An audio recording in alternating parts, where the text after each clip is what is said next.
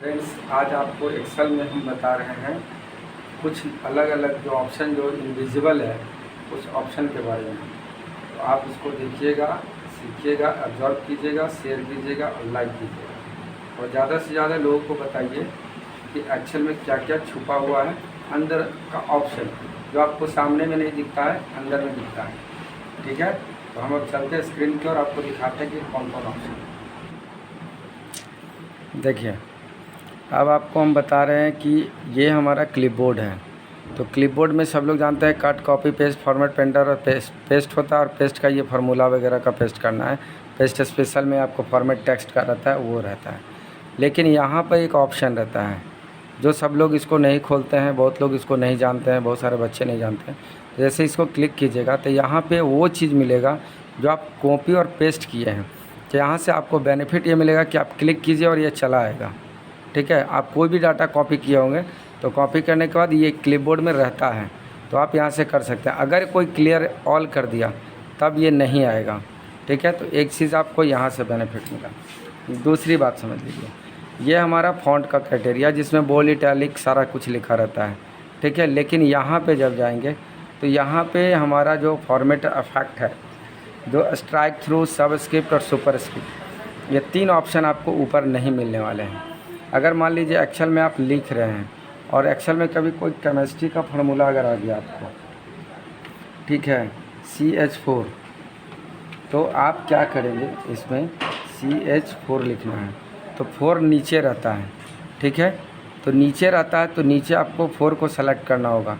पहले इसको बड़ा कर लेते हैं, आपको समझ में आना चाहिए। जैसे कि हम लिख दिया, ठीक है, तो इसको 4 को नीचे लाना है तो आप इसको सेलेक्ट कीजिए। ऐसे ऊपर में कोई ऑप्शन नहीं है, लेकिन आपको यहाँ से देना पड़ेगा। तो उसके लिए आप इसको सेलेक्ट कीजिए और यहाँ पे क्लिक कीजिए। यहाँ पे जैसे ही क्लिक कीजिएगा तो 4 नीचे रहता है तो सबस्क्रिप्ट, और ओके करेंगे, मेरा 4 नीचे आ जाएगा। अगर आप 5th 6th ऐसे करके लिख रहे हैं, 6th 7th, तो ये TH जो है वो ऊपर रहता है सुपरस्क्रिप्ट में, तो आप इसको सेलेक्ट कर लीजिएगा। ऐसे यहाँ पे कोई ऑप्शन नहीं है, सेलेक्ट करके आप सुपर पे क्लिक करके ओके कर दीजिएगा। ठीक है, तो इस तरह से आप सुपर और सब का यूज एक्सेल में कर सकते हैं। ये बाहर में नहीं रहता है, बाहर में ये दिखाई नहीं देता आपको। ठीक है, साथ में ही एक स्ट्राइक थ्रू है। आप वर्ड में भी पढ़े होंगे, जैसे कोई वर्ड अगर हम लिख दिए, कुमार लिखे हैं, और इसको बीच से काटना है तो यहाँ कोई ऑप्शन नहीं है, तो आप यहीं पे जा कर के स्ट्राइक थ्रू करेंगे तो ये बीच से लेटर कट जाएगा। जैसे कोई चीज़ कैंसिल दिखाना है, इसके जगह पे ये लाए हैं, तो इसको शो करने के लिए हम लोग इसको यूज़ करते हैं। फिर हटाना है, फिर आप वहीं क्लिक करके इसको हटा दीजिएगा, ओके करके हटा दीजिएगा, नॉर्मल हो जाएगा। अब आते हैं अलाइनमेंट की बात करते हैं। अलाइनमेंट में रैप टेक्स्ट, श्रिंक, फिट और मर्ज सेल, ये ऊपर में मिलता है आपको। लेकिन एक चीज़ है जो डाइवर्ट करने के लिए आपको ये एंगल मिलता है। ठीक है, तो ये एंगल का जो फॉर्मेट है वो यहाँ से मिलेगा क्या, जैसे आपने कर दिया यहाँ से, कभी आप लिखते हैं डाटा, तो ये मंडे हमने लिखा, उसके बाद मंडे के बाद मैंने यहाँ तक सैटरडे तक लिखा। लिखने के बाद अगर डायगोनली आप यहाँ से कर देते हैं, डायगोनली मैंने इसे कर दिया, लेकिन फिर इस कर आपको मन हुआ कि नहीं ऐसे नहीं रखना है, तो यहाँ सीधा करने के लिए कोई ऑप्शन नहीं है। ठीक है, या तो आप यहाँ जाइएगा तो ये फॉर्मेट खुलेगा, और नहीं तो आप यहाँ क्लिक कीजिएगा तब ये खुलेगा। आपको कुछ नहीं करना है, सेलेक्ट करना है और आप इसको स्ट्रेट कर दीजिएगा। करने के बाद ओके कर दीजिएगा, फिर वो पहले की जैसा हो जाएगा। तो ये हमारा जनरल, ये हॉरिजॉन्टल जनरल है, कैसे राइट अलाइनमेंट रखना है कि लेफ़्ट अलाइनमेंट रखना है।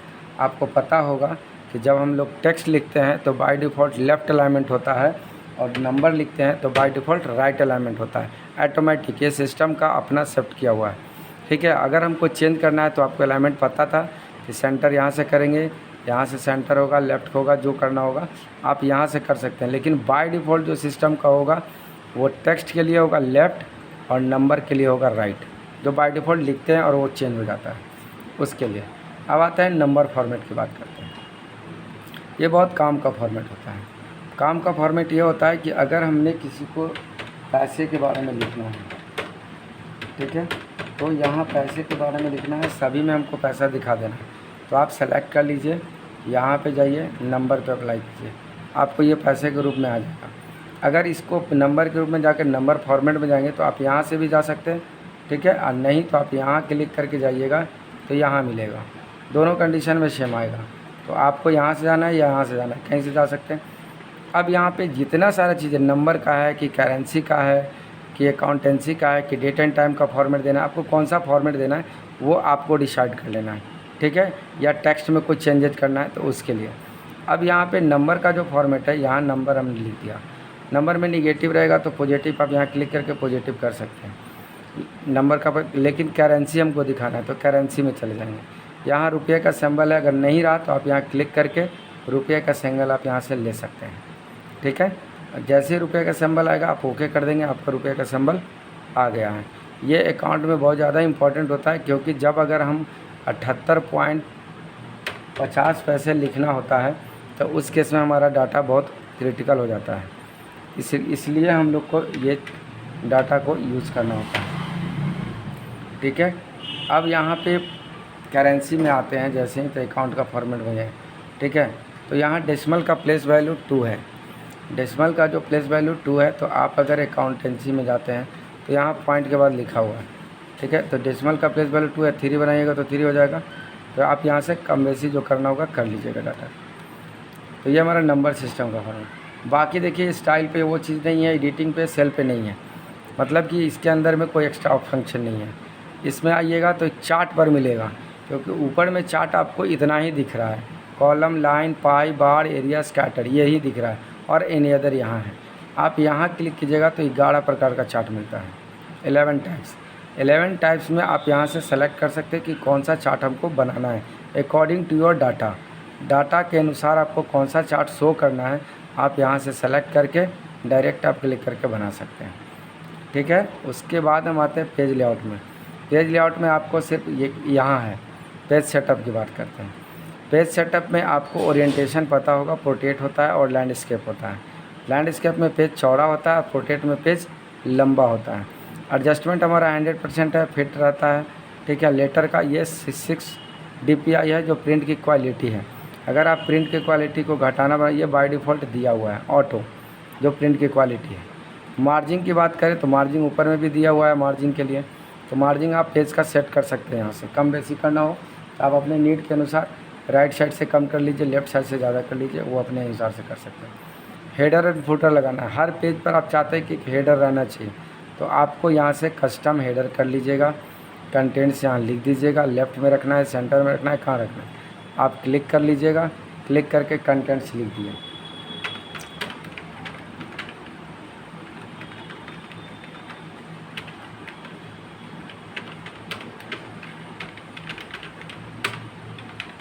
कंटेंट्स लिख दिए तो हमारा ये सेंटर सेक्शन में जाएगा। ओके कर दिए, ये सेंटर सेक्शन में जाएगा। फुटर में अगर हमको पेज नंबर देना है या कुछ भी ऐड करना है तो सेंटर में रखना है कि लेफ़्ट में रखना है, आप डिसाइड कर लीजिएगा, डाल दीजिएगा। उसके बाद आप ओके करेंगे तो हमारा हेडर फुटर सेट हो जाएगा, ठीक है। उसके बाद आते हैं शीट की बात करते हैं।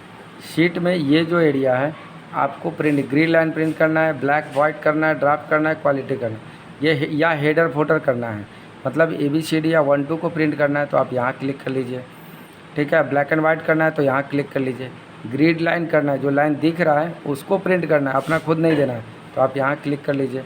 उसके बाद जब अगर कुछ और चाहिए, जैसे कुछ और क्या चाहिए, तो लोगों को प्रॉब्लम होती है कि जब हम डाटा बना होता है, जैसे देखिए डाटा यहाँ बना हुआ है, ठीक है। तो डाटा ये जो बना हुआ है, ऊपर का हेडिंग का प्रॉब्लम सबके साथ होता है। हेडिंग का प्रॉब्लम क्या सबके साथ होता है ये देख लीजिए, बता दे रहा आपको। जैसे कि हम यहाँ से सब टोटल को रिमूव कर लिया है, ठीक है। अब हमको प्रिंट करना है डेटा को, तो प्रिंट करना है तो जैसे हम इस चीज़ को, मेरा डाटा ज़्यादा लिखा हुआ है, ठीक है, डाटा हमारा ज़्यादा लिखा हुआ है, तो डाटा को हम यहाँ से ज़्यादा लिख दिए, ठीक है।